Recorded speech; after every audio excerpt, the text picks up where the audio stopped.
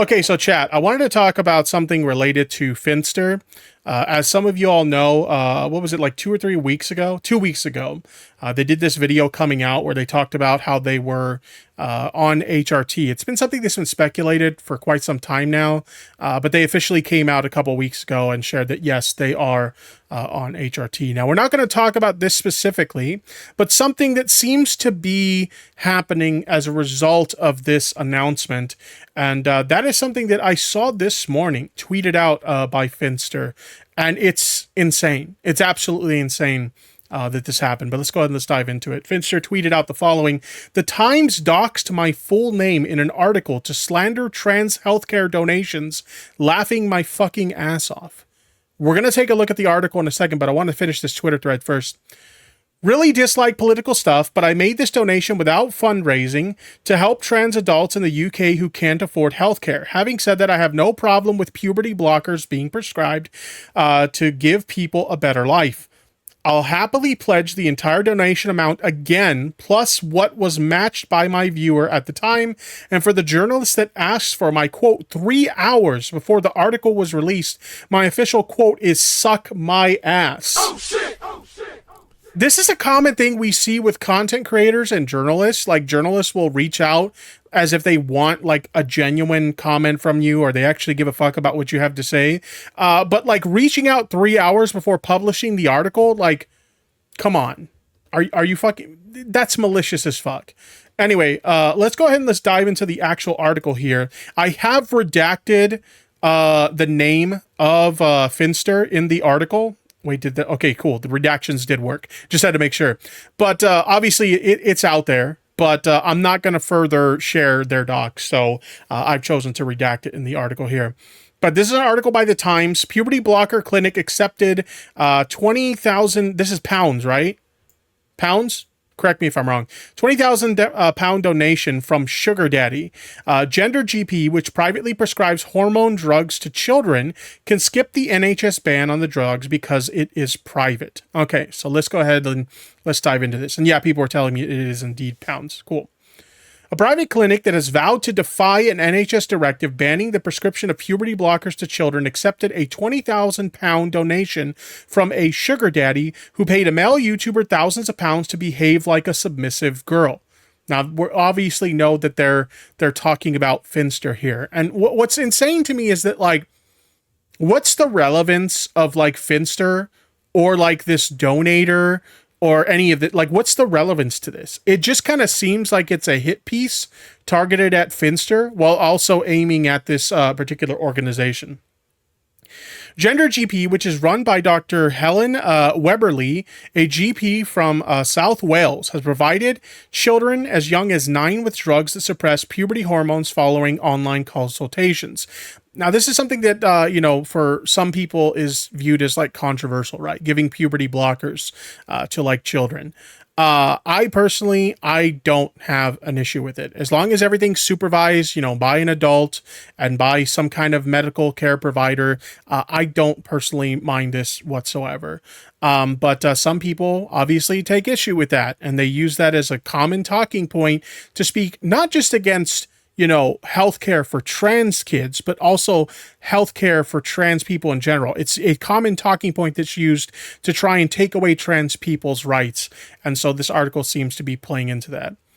Weberly said that her company would not be following the NHS guidelines issued last Tuesday banning the prescription of puberty blockers after medical leaders concluded that there is not enough evidence to support the safety or clinical effectiveness of the drugs. My understanding is this is not entirely accurate.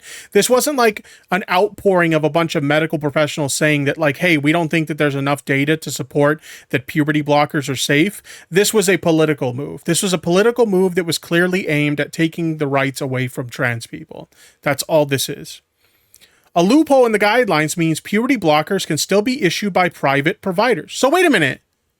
They're not really defying any guidelines or not following guidelines by the NHS then. If there are, you know, a pathway that allows independent providers or private providers to provide this stuff, then they're not really violating or not following anything. Those guidelines don't apply to them then, right?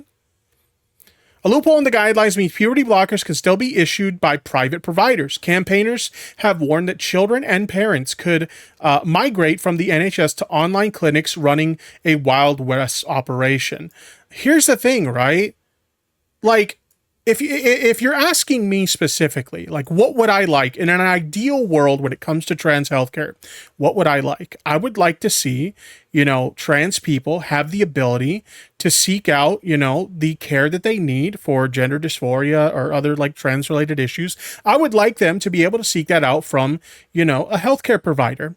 But the problem is when we have policies and we have legislation that's being enacted that prevents trans people from accessing their healthcare needs, they're going to seek out alternatives. So if you're someone who speaks out against like these, private providers giving people access to gender affirming care or things like, DIY HRT and stuff like that, if you want to see those things go away, the solution is not to ban people's access to gender affirming care through healthcare providers. If you're really concerned about this kind of thing, maybe you shouldn't be banning people getting access from like actual like medical providers. Am I wrong? One in the chat if you agree.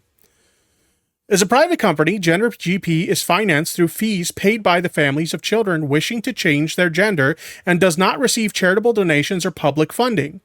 I mean, they got to get the money somewhere, so where else is it going to come from? However, the clinic does accept donations for a fund it's set up to help those who are struggling to pay for their treatment. Among those who have given money to the fund is an anonymous American donator who gave $25,000 or 20,000 pounds as a joint donation with the British YouTuber whom he paid to be his online sugar baby, the Times revealed. Again, what does any of this have to do? What is like the bits that Finster does as part of their content? What does that have to do with this article or this donation? It has nothing to do with it. It's almost like they're trying to make Finster and this donator out to be like a degenerate that should be shamed, when in reality, all they're doing is donating to a cause that they believe in, right? The donor, who goes by the pseudonym 10 Muses, gave Finster, a YouTuber from Birmingham, with over 500,000 subscribers, thousands of pounds to undergo laser hair removal, wear an outfit with the words Daddy's Princess written on it, and sit in a child's chair when he disobeyed his commands. Again, what does any of this have to do with their charitable donation to this organization? They're literally trying to shame them and make them out to be like horrible people or like degenerate people that should be shamed because they're supporting a cause that they believe in. 10 Muses also offered him money to strip on camera and undergo breast implant surgery, both of which he declined. Again, what is the relevance? Finster, whose real name is, and I redacted the real name, 23, initially grew an online following, making videos about computer games. He began wearing female clothing after telling his followers he would do so if he received a $1,000 donation or 800 pounds in donations from them. Having previously described himself as a cross-dressing man, he announced this month that he had started taking feminizing hormone therapy and now uses both he and she pronouns. According to Finster, his anonymous benefactor is a wealthy American businessman in his 40s who had previously worked as a doctor. When Finster told his followers last year that he would be donating $25,000 to a transgender organization, 10 Muses matched the donation. Gender GP later confirmed that it had been the recipient of the donation, posting on its website that Finster and one of his good friends had given $50,000. Neither the clinic nor Finster responded to a request for comment. Why would you want them to comment on a donation that they made a year prior? What would be the point of this other than to not only shame this organization that's providing gender affirming care to people who no longer have access to it because of these new policies, but not only that, but it's clearly taking aim at Finster after their recent announcement that they're on HRT. This is like clearly like a hit piece meant to attack both Finster and this organization. And it's insane. It's absolutely unbelievable.